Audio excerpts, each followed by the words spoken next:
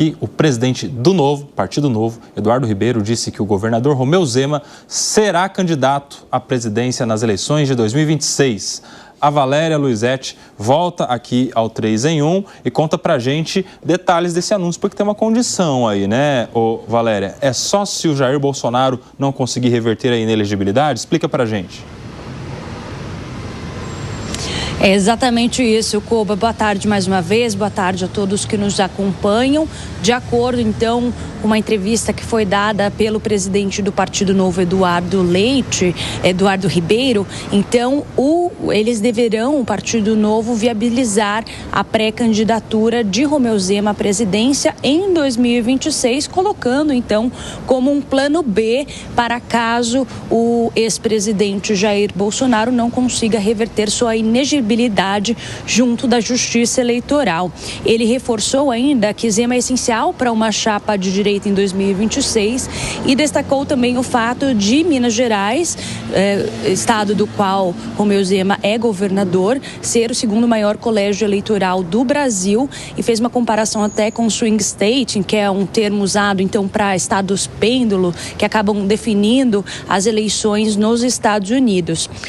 Durante sua fala, ele reforçou que o Novo continuará apoiando então Bolsonaro e que sempre estará do outro lado de Lula. Ainda chamou o presidente de chefe de um governo moribundo, reforçando, Koba, que o Zema, ele tem feito sempre esse movimento junto do presidente Bolsonaro também, para além do partido, né? Inclusive no último domingo, na manifestação que aconteceu aqui na Avenida Paulista, ele estava presente também junto de outros governadores, o que acaba reforçando essa fala do presidente do Partido Novo. Eduardo Ribeiro também disse que o partido tem planos para o Senado, pretende lançar então Marcel Van Hatten, Ricardo Salles e Deltan Dallagnol ao Senado. Lembrando que Dallagnol teve um mandato cassado em 2023, mas em setembro do mesmo ano ele foi e se filiou ao Novo. Também há uma crítica com relação ao Senado e ao STF que ele fez, que ele afirmou que o Senado enfraqueceu depois de abusos do STF e que também os candidatos no próximo ano deverão claramente se posicionar com relação a isso, com relação aos ministros, inclusive deverão se posicionar com relação a possíveis impeachments dos ministros do STF, Koba. Muito obrigado, Valéria Luizete, trazendo detalhes de mais uma possível candidatura, hein, Zé Maria Trindade? Podemos ter, se o presidente Bolsonaro não for candidato, Romeu Zema disputando a presidência no ano que vem. É um candidato em busca de um cargo. Ele me disse, Koba, de que seria candidato à presidência da República, sim, num cenário sem o ex-presidente Jair Bolsonaro, e disse mais, de que conversou com o Caiado, com o Tarcísio de Freitas, e com outros governadores, de que seria apoiado o candidato que nesse grupo, né, tivesse a maior aceitação, se estivesse melhor nas pesquisas. Mas também ele falou sim que será candidato em 2026. Ele vai renunciar ao governo de Minas Gerais, já está trabalhando para o seu vice, né, para o que seria a reeleição do seu vice. E aí ele fica livre para ser candidato a deputado, a senador, a vice-presidente da República ou a presidência da República, né? Então, esse é o caminho real do Zema.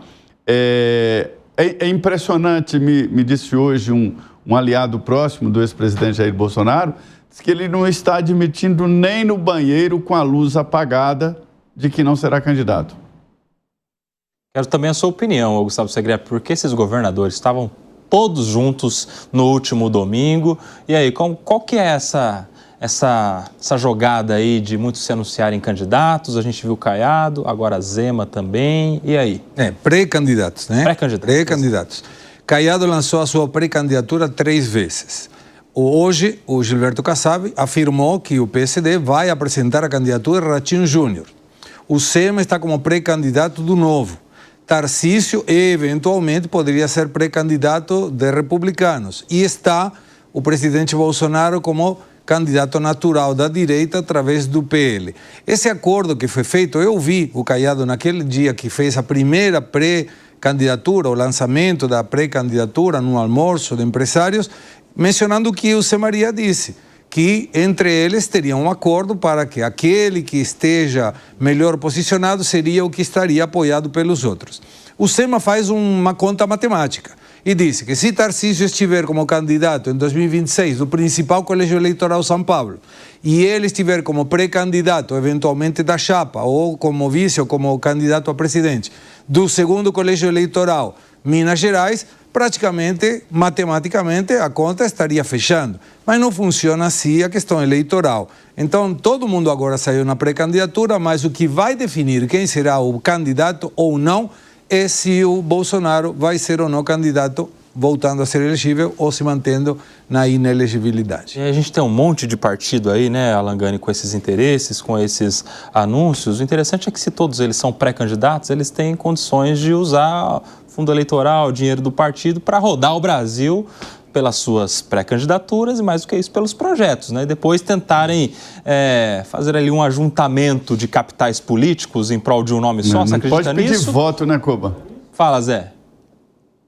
Não pode pedir voto, só depois da convenção é que se pode ser candidato e pedir votos. Né? Não pode pedir voto e não pode falar o número. São os únicos dois detalhes que um pré-candidato não pode fazer, diferentemente de um candidato. E aí, Alan Gani, qual que é a sua análise? Então, Koba, acho que você tocou num ponto que é crucial. Exatamente esse é o grande desafio. Então, partindo da premissa que Jair Bolsonaro continue inelegível, quem que vai ser esse candidato? Vai ter uma unidade, acreditando que fulano é o mais competitivo e todo mundo vai fechar questão em relação ao nome dele? Mais ou menos como aconteceu na eleição de Donald Trump.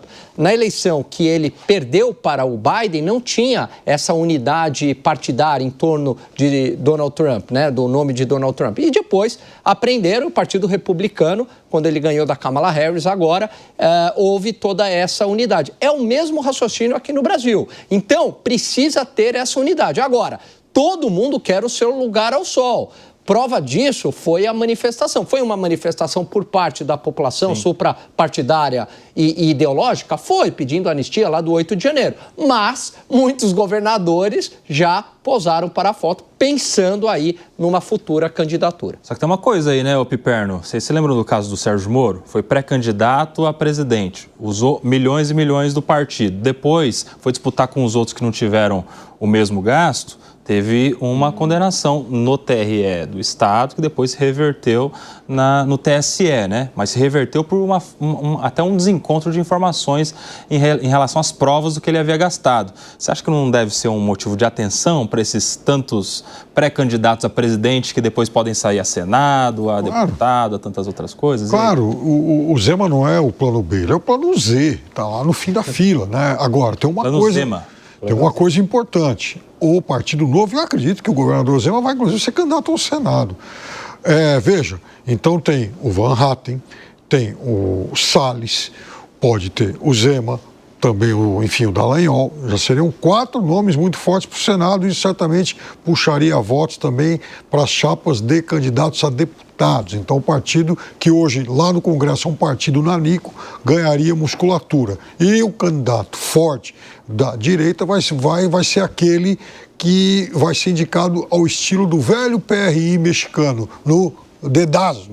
Ou seja, o presidente Bolsonaro vai falar, é você. Lembrando que se todos esses tiverem sucesso no Senado, eles se juntam, inclusive, ao senador Girão. Seria uma bancada interessante, importante, até inédita, né? O Girão vai ter que se reeleger agora. Ele já está na segunda metade, é isso? E lá no Ceará a vida dele não vai ser fácil. Acho que ele não vai ser candidato à reeleição, não. Eu acho que não. Então tem essa. Que pode ser que seja também, né, Zé? Pode ser que seja mais um nome aí do Partido Novo. E o Partido Novo, interessantemente, está se juntando ali, se aliando com o bolsonarismo.